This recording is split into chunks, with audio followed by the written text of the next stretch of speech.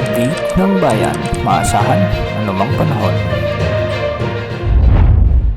Magandang oras po sa ating lahat. Narito ng latest update sa lagay ng ating panahon at sa binabantayan nating si Bagyong Nika. Lumakas pa si Bagyong Nika at ngayon ay isa ng tropical storm category.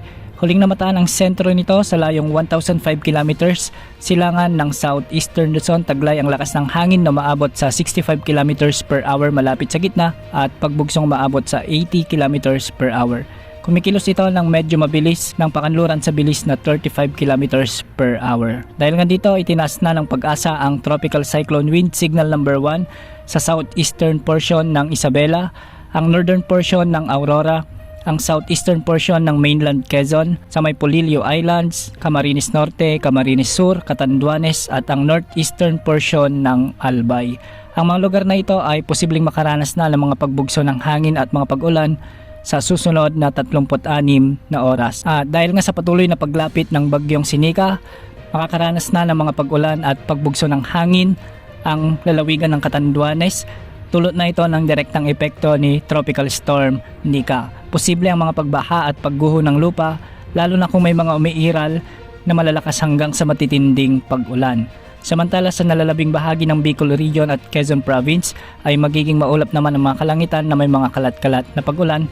Dulot na rin ito ng trough o yung extension ni Tropical Storm Nika. At sa Metro Manila, kasama na ang nalalabing bahagi ng bansa ay magiging bagyang maulap hanggang sa maulap naman ang mga kalangitan na may mga isolated rain showers and thunderstorms.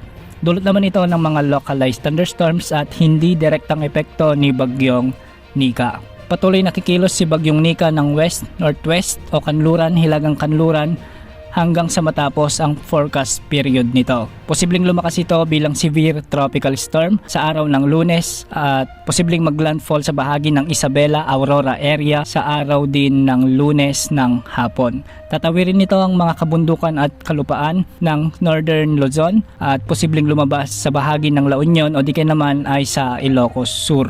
Kung makikita natin sa cone of probability, makikita natin na may posibilidad na umakyat ang track ni Bagyong Nika at posibleng kumilos ito ng pahilaga.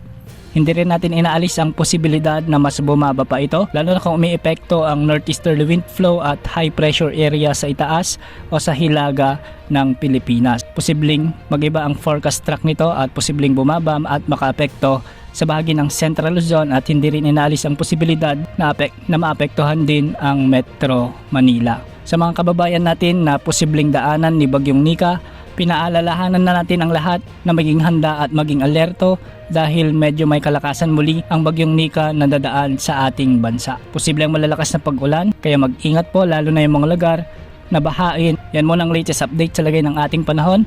Ito pong weather update ng bayan, maasahan anumang panahon.